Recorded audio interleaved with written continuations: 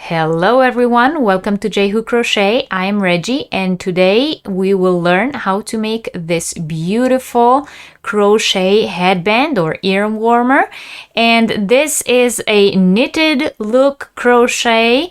As you can see, the back part of it also looks like the back part of knitting, so it's a very interesting combination of stitches which I think you will all love. This headband is made flat and then we sew it together to give it this twisted look, but we will get to that when we get to that. So let's first talk materials. For today's tutorial, I am using this yarn. It is called Infinity Heart Anemone. It is a yarn that you can buy on the Rito website. If you are inside Europe, they ship all over the continent. The link to the website is in the description box below. If you don't have access to this specific yarn, you can really use whatever yarn you want. It doesn't matter. I will explain in the tutorial how to size the headband to whatever size you need. So it doesn't really matter what yarn weight you use. You can choose any yarn from your stash, and you need a crochet hook, and I am using a 5mm crochet hook for this specific yarn, but again, you should use whichever crochet hook you are comfortable to use with the yarn that you chose to use, because as I've said, sizing will be explained in the video, so it really does not matter. In addition, you will also need scissors and a yarn or darning needles to sew in your ends. So get your materials together and let's begin. We start with a beginning chain, and when you chain your beginning chain, you want to chain it long enough to go around the head of the person that you are making the headband for. But you want to make sure that it is a little longer than just the circumference of the head. Maybe make it like an inch or 2 inches longer if you want it a little bit looser. The reason we do that is because the stitches that we are going to use are going to make this project a little tighter, and in the end, the way we sew the ends together also make it a little smaller. So the total length of your beginning chain should be about an inch or an inch and a half longer than what you want the final product to be. So you chain your beginning chain, and it really doesn't matter how many chains you made. There is no multiple to that stitch. And we begin with 1 row of single crochets. Now, in order to do that, we're going to put the first single crochet into the second chain from the hook. And I highly recommend working in the back bump of your beginning chain. It gives your headband a more finished look. So I'm working into my back bumps of the beginning chains, and I'm putting 1 single crochet into each one of the chains. So we continue doing that for the entire length of our chain. So just put 1 single crochet into each one of your chains, and I will meet you back here to move on to the next row. After working our first row, this is what our work looks like right now. It's just a very long row of single crochets. In order to move up to our next row, we are going to chain 1 and turn. And now we are going to work row number 2 of the headband, which will actually be row number 1 of our repetition. So after we work all of our repetition rows, we will continue repeating them from this row.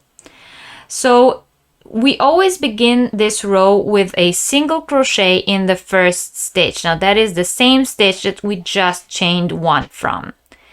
And the rest of the row is going to be half double crochet slip stitch. So half double crochet, we begin just as a regular half double crochet, yarn over, go into the stitch and pick up a loop, and then we turn it into a slip stitch. So the loop that we just picked up, we are going to pull it through the other 2 loops on the hook, like that. So once again, yarn over, go into the stitch, pull up a loop, and then pull that loop through the other 2 loops on your hook. And that is a half double crochet slip stitch. And we're going to continue doing that all through the row until the very last stitch. And the very last stitch of the row, instead of doing a half double crochet slip stitch, we're going to put one single crochet just as we did in the beginning. So continue working your row, putting one half double crochet slip stitch into every stitch until you get to the very last stitch. And when you get to the very last stitch of the row, you put a single crochet into that one. And once you did that, come back to the video and we will move on to the next row. I am at the end of the row and I'm going to put the last single crochet into the very last stitch. And that's how we end our row. And now we're going to chain one and turn. Now this is what it looks like right now. We have these front loops going in front of our work from our half double crochet slip stitch. And for the next row, once again, we're going to start with one single crochet in the first stitch. So we're going back into the same stitch we just chained one out of, and we're working one single crochet in that stitch. And now we are going to work slip stitch, regular normal slip stitch in the back loop only. So when you look at your work like this, you will see those loops in the front. These are not the loops we're talking about. You have to hold your work like this and see the top of your stitches. And when you look at the top of your stitches, you will notice that there is one loop at the front of your work and one loop at the back. And the back loop is the one we're going to work into now. So we're going to work the slip stitch in the back loop. So you insert your hook in the middle of that V and out of the back loop. And then you make a slip stitch like this. And we continue like this all through the row. So back loop only and slip stitch. And this is what we're going to do for the entire row. And once again, when we get to the last stitch of the row, we put a single crochet in there, not a slip stitch. So the first and last stitches are always single crochet. And the rest of the row is slip stitch in the back loop only. So continue doing this until you get to the end of the row and then come back to the video and I'll show you how to continue. So once again, at the end of the row, we put one single crochet into the very last stitch and we chain one and turn. And now we're once again going to work our row of half double crochet slip stitches, but this time we're going to only work them into the front loops of the stitches from the previous round. So the row begins as normally with a single crochet in the first stitch. And now we are going to work our half double crochet slip stitches. But we once again want to hold our work this way so that we can see the slip stitches in from the previous round. And we're only going to insert our hook into the front loop. So yarn over and insert your hook from the front of your work into the middle of the slip stitch like this. So you can see when I hold my work this way that my stitch is on both sides of my hook. I'm only grabbing the front loop with my hook. And now we will yarn over and pick up that loop and work that loop through the two loops that we have on our hook, just as we did before.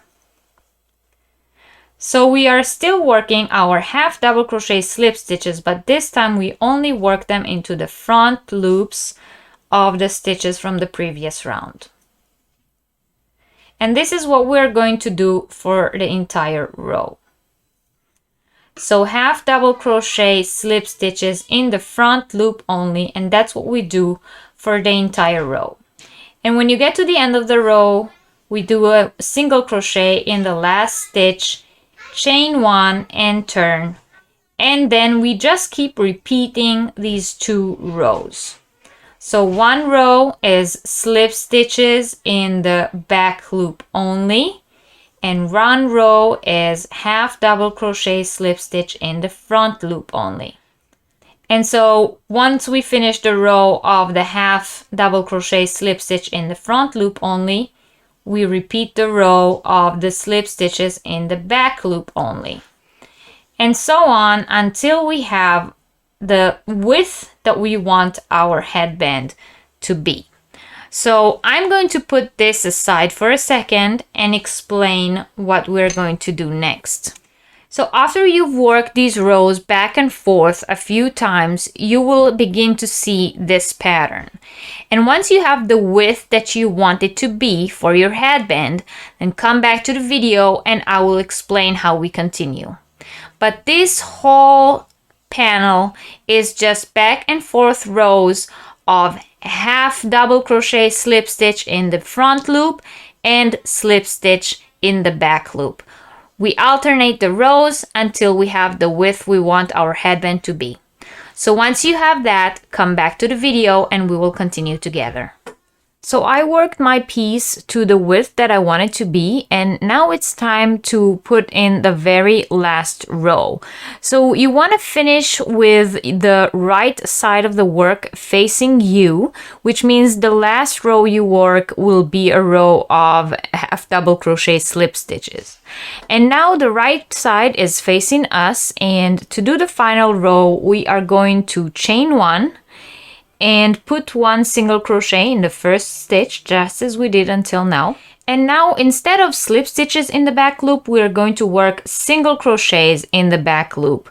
So all across the row, one single crochet in the back loop. It is the same back loop that we worked our slip stitches into, but instead of working a slip stitch, we work a single crochet. So we put one single crochet in the back loop in each stitch across. When you get to the end of the row, you want to fasten off and leave a long tail. The reason you leave a long tail is because we're going to use that tail to sew our piece together. So get to the end of the row, one single crochet in the back loop in each stitch, and of course in the last stitch of the row we put a regular single crochet, just as we did all throughout our piece, and then fasten off and leave a long tail. And when you're done, come back to the video and I will show you how to sew the headband together to get that really cool twist look. I finished working my last row of single crochet in the back loop and I fastened off and I left a tail to use for sewing. And now you want to hold your work with the right side facing you, and then we are going to fold both ends to the middle like this. And once it is folded, the wrong side will be facing us. And of course, we're going to sew our work with the wrong side facing us so that when we flip it over, the seam won't be shown. So in order to make that twisted look, what we're going to do is we're going to take each side of our work and fold it in half like this. So you want to hold your ends like this, and then we are going to interlock them.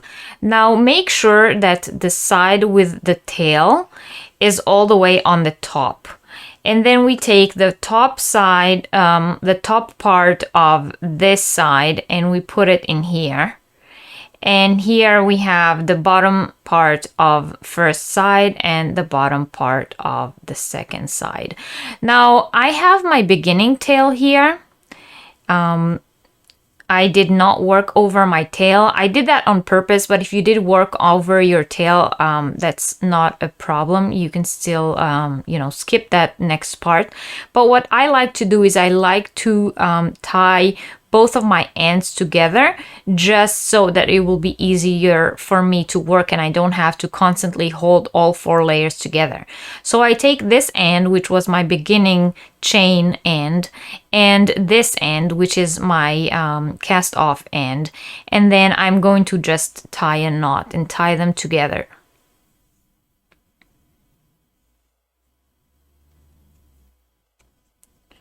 Like that. It's just, to have them secure to each other. Now we hold our piece like that, and using the long tail, we are going to sew all 4 layers together. So I'm going to thread my tail through a darning needle, and then I'll show you how I do that. All right, I threaded my yarn and I'm going to enter through the very bottom, and you want to make sure that you grab all 4 layers with every insert of the needle and just go through. And this is just a very, very easy sew, so it doesn't really matter. You can whip stitch it or you can do the mattress stitch. It doesn't really matter. But you just need to make sure that you grab each one of the 4 layers with every time you insert your needle. And the reason it's important is that so that we won't see any loose parts once we fold it over to the other side. So yeah, just continue sewing through. Just make sure that with every time you insert your needle from one side to the next, you grab all 4 layers with each movement and, you know, pull tight. Once you're done sewing the layers together, you can tie off your yarn, hide your tails. Of course, hide your tails on the wrong side so that it won't be showing. And then you just twist it back over and your headband is done. Now I have one that's already done, so I can show you on the wrong side. This is what it looked like after I finished sewing them together. And then you just flip it over and you get that very nice twisted headband look. So that's it. It's as easy as that, and you have this beautiful knitted look that we actually crocheted. And look at that magic. It also looks knitted on the inside. So if you've ever seen the back side of knitted items, of the knit stitch, then you know it looks like that. This looks like the purl side of knitted items. So I really, really like that stitch, and I really like that knitted look, and I hope that you do too. So if you've enjoyed this tutorial and if you found it useful, please don't forget to give it a thumbs up. If you're not yet subscribed, please subscribe down below by pressing that subscribe button. There's a lot more yarny content to be had on my channel. And if you end up making this headband, I would very much like to see. So please tag me on Instagram or post it on our Facebook group, and the links to all of that is in the description box below as well. For now, thank you all very, very much for watching, and I will see you next time. Bye!